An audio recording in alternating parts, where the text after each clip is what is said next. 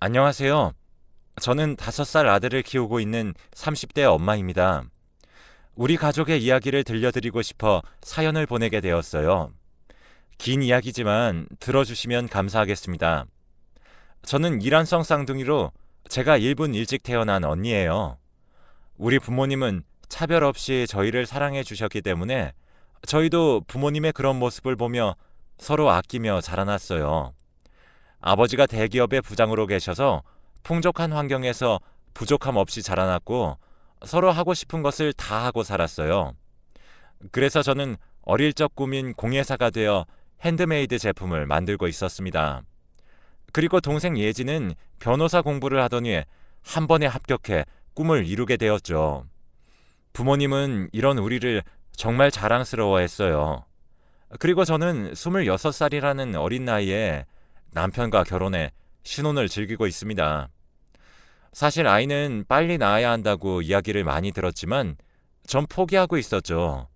왜냐하면 남편이 무정자증이라 아이를 가지는 건 상당히 힘들다고 해서 입양하는 게 좋을까 하며 의견을 나누고 있었거든요.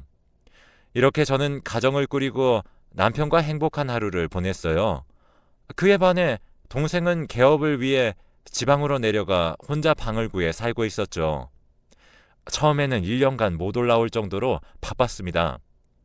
저희가 가려고 해도 자기가 바빠서 시간을 못 내니 연락만 하자고 하길래 그렇구나 생각을 했습니다. 누구나 바쁘면 신경을 못 쓸 수도 있는 거니까요. 그렇게 서로 연락만 하며 지내다가 이번에 올라온다고 했죠. 그때가 28살이었고 근 1년간 못 본 딸을 본다며 부모님이 엄청 좋아하셨어요. 그래서 함께 갈 식당을 찾아 예약했고 동생이 오기를 기다렸죠. 그런데 오후 3시쯤이 되었을 때 모르는 번호로 전화가 걸려왔어요. 전화를 받으니 동생이 있는 지역에서 걸려온 전화였죠. 저에게 최예진님의 가족분이 맞냐고 물어보길래 맞다고 했어요. 그런데 곧 들려오는 말에 휴대폰을 떨어뜨려 버렸습니다. 멀리서 여보세요 하는 소리가 들렸죠. 여동생이 타고 있던 택시가 버스와 추돌되면서 사고가 났고 응급수술을 하게 되었으니 얼른 와달라는 전화였어요. 저는 눈물을 흘리며 남편에게 전화를 했고 남편은 놀라 일하다 말고 집으로 왔어요. 그리고 저를 끌고 차에 밀어 넣었죠. 부모님께 언제 연락했는지 두 분을 태우고 정말 빠른 속도로 달렸어요. 그렇게 3시간 거리를 약 2시간 20분 만에 도착했는데 이미 여동생은 수술 도중 차가운 시신이 되었다는 말을 듣게 되었죠. 어머니는 영안실에서 예지를 보고 기절하셨고 남편이 어머니를 밖으로 모셨어요. 아버지는 굳은 얼굴로 예지를 내려다보고 있었지만 전 봤어요. 덜덜 떨리는 두 손이 아버지의 상태를 말해주고 있었거든요. 그렇게 장례 절차를 밟기 위해 나갔고 저는 대기실에서 혼자 멍하니 하늘만 바라보고 있었어요. 그런데 의사가 오더니 아이는 보시지 않을 거냐고 하는 거예요. 아기라는 말에 네? 했더니 제 동생과 같은 차에 갓난아이가 있었던 거였죠. 동생이 사고와 동시에 아이를 안았기에 아기는 상처 없이 멀쩡하다고 말하셨습니다. 처음 듣는 아이의 존재에 일단 의사에게 고개를 끄덕였고 간호사가 저를 안내해 줬어요. 간호사가 안내한 곳으로 가자 낯익은 얼굴을 한 여자가 아기를 안고 있었어요. 저를 본 듯 저에게 다가와 고개를 숙이며 인사했는데 예지의 절친한 친구인 주희였어요. 저는 주희에게 설명을 부탁했어요. 그러자 무거운 입을 열었죠. 원래 사귀던 사람이 있었는데 아이를 가졌다는 걸 알고는 해외로 도망가듯 가버렸대요. 그런데 아이를 지우는 건 싫다고 해서 혼자 나왔다고 해요. 자신도 처음엔 몰랐는데 이곳에 진료 보러 온 예지를 보고서야 이야기를 들었고 도와줬다는 겁니다. 저는 품에 아기를 받아 안고 정말 고맙다고 감사 인사를 했죠. 예지의 아들 이름을 들은 저는 어머니가 계시는 응급실로 갔어요. 아니나 다를까 아버지와 남편이 함께 어머니 곁에 있었죠. 두 사람은 제 품 안에 잠들어 있는 아기를 보고 갑자기 웬 아기냐고 그랬어요. 저는 예지가 혼자서 낳은 아들이라고 하자 아버지가 정말 놀라셨죠. 주위에게 들었던 이야기들을 해주자 아버지는 아기를 안으셨어요. 그리고는 굵은 눈물을 흘리시면서 아기의 손을 조심스럽게 잡았죠. 아기가 그 행동에 눈을 떴고 아버지를 보고 방긋방긋 웃었어요. 저에게 슬픈 목소리로 아이의 이름을 물었고 최현서라고 말씀드렸어요. 현서, 현서 하시더니 내가 네 할애비다 하셨습니다. 그 모습이 왜 이리 슬픈지 전 눈에서 눈물이 뚝뚝 흘렀고 남편이 안아줬어요. 어머니는 얼마 지나지 않아 눈을 뜨셨고 현서를 보자 아버지와 똑같은 반응을 보이셨습니다. 사실 갑자기 나타난 손자에 당황스러우실 텐데도 부모님께서는 현서를 품에 안아주셨죠. 예지의 장례를 치르는 동안 현서는 제 품에 안겨 있었고 친척들은 언제 아이를 낳았냐고 말씀하셨어요. 저는 할 말을 찾지 못했는데 남편이 나타났어요. 얼마 되지 않았어요. 경황이 없어 알려드리지 못한 점은 정말 죄송해요. 아니, 친척들도 그렇냐고만 하셨어요. 남편의 말에 놀란 저는 올려다봤고 남편은 미소를 지으며 우리 아이로 기르면 돼 했어요. 이렇게 예지의 아이로 남게 되면 고아로 자랄 텐데 그럴 바엔 아이를 못 가지는 우리가 이 아이를 입양하는 게 좋지 않을까 하고 말하더라고요. 이런 선택은 쉽게 하지 못하잖아요. 그런데 이미 남편은 자신의 아이로 받아들인 것 같았어요. 전 남편의 씀씀이에 감동을 받았고 이제 내 아이라 생각했죠. 그렇게 장례가 끝나고 저희는 예지의 집으로 갔어요. 방이 2칸짜리인 이곳에는 둘의 흔적이 남아 있었습니다. 예지와 현서가 생활한 공간에는 현서의 옷과 장난감이 정말 많았어요. 아마 나중에 입혀봐야지 하고 준비한 듯한 것에 어머니의 눈시울이 붉어지셨죠. 우리는 예지의 짐을 정리하기 시작했고 집은 조금씩 깨끗해지기 시작했어요. 그렇게 당장 아기에게 필요한 것들을 챙겨 트렁크에 실었고 다음에 이삿짐 센터를 불러 짐들을 옮기기로 했답니다. 그렇게 부모님을 모셔다 드린 후 저희는 집으로 돌아와 방을 꾸몄어요. 원래 짐을 모아놓던 방이라 짐들도 다 정리하고 아기를 위한 가구도 드렸어요. 혹시 기어다닐 때 다칠까 싶어 바닥도 유아매트 시공을 했답니다. 그렇게 하나씩 준비를 하자 아기를 키우는 집이 되었어요. 낯선 공간이라 불편한 기색이 있었지만 금방 적응해주는 현서에게 정말 고마웠답니다. 그런데 저에게는 고민이 하나 생기게 되었어요. 바로 시부모님이 이걸 이해해 주실까 싶었거든요. 남편은 걱정하지 말라고 하며 내일 서류도 새로 정리하고 찾아뵙자 했어요. 남편과 저는 다음날 해가 뜨자마자 아이의 성과 본을 바꾸는 서류를 비롯해 친양자 입양 신청도 해야 했어요. 모든 일이 끝나자 오후가 되어 있었고 우리는 점심을 밖에서 간단히 먹고 시부모님을 뵙기 위해 시댁으로 갔죠. 처음 시부모님은 정말 놀라셨지만 남편에게서 어떤 일이 있었는지 듣고서야 이해를 하셨어요. 저는 조마조마했지만 손자가 생겼다며 두 분 다 좋아하셨답니다. 우리 집에 왔으니 축하 파티라도 하자는 걸 겨우겨우 말렸죠. 이렇게 아이를 반겨주시는 시부모님께 정말 감동을 받았어요. 우리 가족이 된 현서는 사랑을 독차지했답니다. 남편은 현서를 애지중지했어요.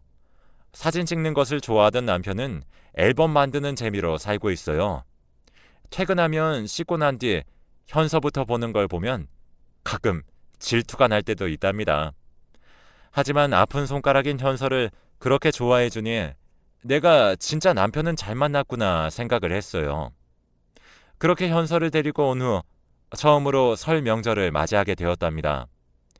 평소와 달리 시댁과 친정에서 자고 와야 했기에 짐을 챙기는데 현서가 쓸 짐도 있으니 정신이 더 없었던 것 같아요. 남편은 카시트를 확인할 겸 저희 짐을 실으러 나갔고 저는 다시 한번 챙긴 것들을 확인하며 현서를 안아들었어요. 1층으로 가자 남편은 이미 짐을 다 실은 상태로 저희를 기다리고 있었죠. 저는 현서와 뒷좌석에 탔어요. 카시트에 아이를 고정한 뒤에 저도 안전벨트를 맸죠. 원래 매야 한다고 생각을 했지만 예지의 사고가 계속 떠올랐기 때문에 지금은 병적으로 예민한 게 안전벨트인 것 같아요. 그렇게 모든 준비를 끝마친 후 남편은 목적지를 향해 출발했답니다.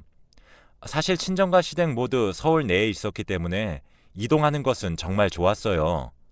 딱 시댁과 친정 중간에 신혼집을 차렸기 때문에 어딜 가든 비슷한 거리였답니다. 명절 전이기 때문인지 도로에는 차들이 많았어요. 교통체증에 지쳐가고 있는데 아기에게는 그 시간이 힘들었던 것 같았어요. 칭얼칭얼거리는 현서를 겨우 달래며 목적지에 거의 도착하게 되었답니다. 우리의 최종 목적지는 시댁이 아니라 저희 친정집이었어요. 저희는 시부모님께서 친정에 먼저 다녀오라고 해주셨기에 부모님을 먼저 뵈러 갔어요. 아무래도 두 분만 계실 생각에 걱정이 되었는데 배려를 해주셔서 감사했죠. 설 당일까지 있다가 그날 시댁으로 가자 아가씨가 와 있었어요. 아가씨는 저와 나이가 같았고 3살 된 딸이 있었어요. 조카는 제가 자기를 볼 때마다 놀아줬기에 절 좋아했죠. 그런데 이번에는 저의 관심은 물론 할아버지와 할머니도 현서를 보니 질투가 났었나 봐요. 저녁 식사 시간에 잠자고 있던 현서에게 살금살금 다가가더니 들고 있던 유아용 숟가락으로 이마를 탁 하고 때렸어요. 현서는 갑작스러운 통증에 놀랐는지 으앙 하고 울음을 터뜨렸고 저는 얼른 현서의 등을 토닥이며 달래기 시작했어요.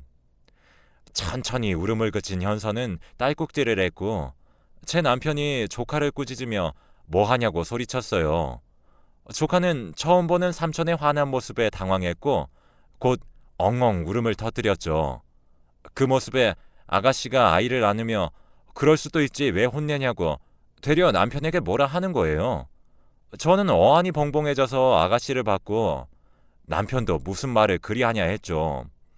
어머님이 조카를 데려가 안으시더니 왜 현서에게 그런 행동을 했냐고 물었어요. 그랬더니 아이의 말에 충격을 받았죠. 아이는 울먹거리는 목소리로 진짜 가족도 아니라고 하는데 자꾸 관심을 줘서 그랬다는 거예요. 진짜 가족이 아니라니. 그 말에 어머님이 누가 그런 말을 했냐고 하니까 손으로 아가씨 내외를 가리켰고 정막이 공간을 채웠어요. 남편은 아가씨에게 소리를 질렀고 저는 현서의 길을 막았습니다. 아가씨는 처음 당황해했었지만 이윽고 틀린 말이 아니지 않냐며 되려 뭐라 했죠.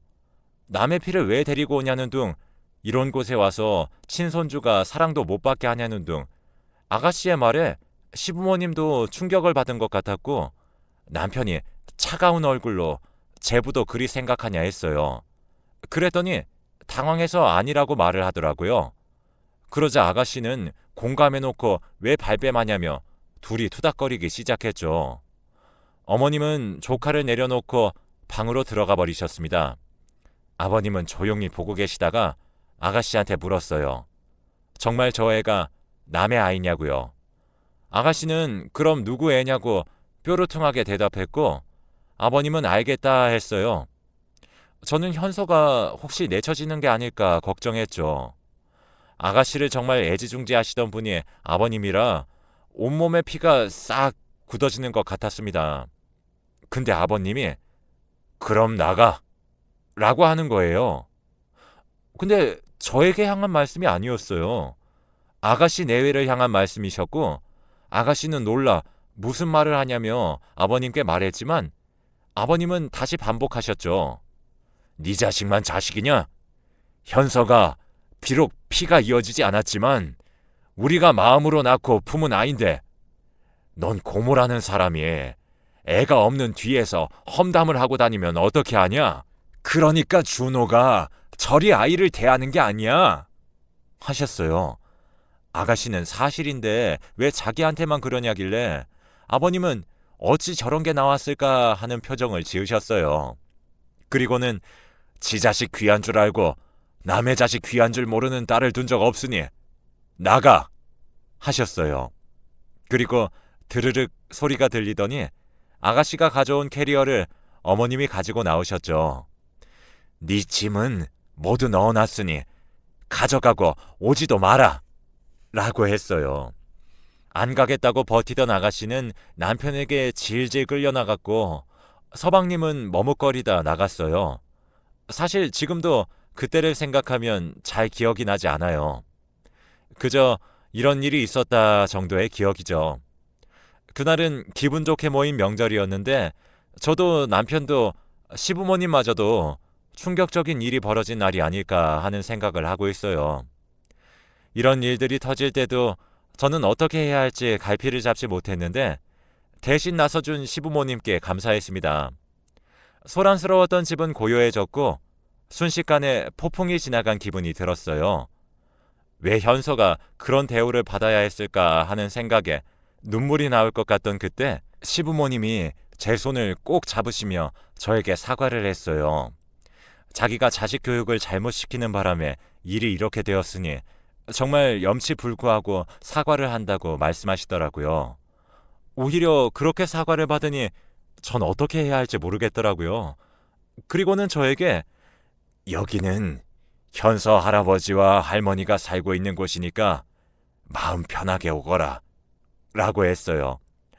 그렇게 조금 기다리니 남편이 문을 열고 들어왔어요. 그리고는 비밀번호를 바꿔버렸죠. 당연하게 하는 그 행동에 당황하니 저에게 새로운 비밀번호를 알려줬어요. 이래도 되냐고 했더니 아마 쟤는 2번 다시 못 올 곳이라 상관없다고 저에게 그랬어요. 그리고는 현서에게 다가가 미안하다며 안고 살펴보는 남편의 모습에 눈물이 주르륵 흘렀답니다. 그는 정말 현서의 아빠로서 이 자리에 함께하고 있다는 걸 느끼게 되었어요. 저의 눈물에 모두 당황했었죠. 저는 정말 감사하다고 말씀드렸어요. 시부모님은 그만 집에 가서 가족들끼리 시간을 보내라며 저희를 돌려보냈습니다. 남편은 혹시 모른다며 집 비밀번호도 바꿔버렸죠. 저에게는 혹시 연락이 오면 받지 말라고 했어요. 신신당부하는 말에 알겠다고 대답을 했는데 며칠이 지나도 연락이 없어 그냥 안 하는구나 생각을 하고 있었어요. 그런데 낯선 번호로 전화가 오더라고요. 계속 울리는 전화벨 소리에 받았더니 까랑까랑한 아가씨의 목소리가 바깥까지 들려왔어요. 저에게 뭐라도 된 줄 아냐며 자기를 차단한 게 말이 되는 상황이냐고 그랬죠. 그제서야 왜 전화가 조용한지 이유를 알게 되었어요.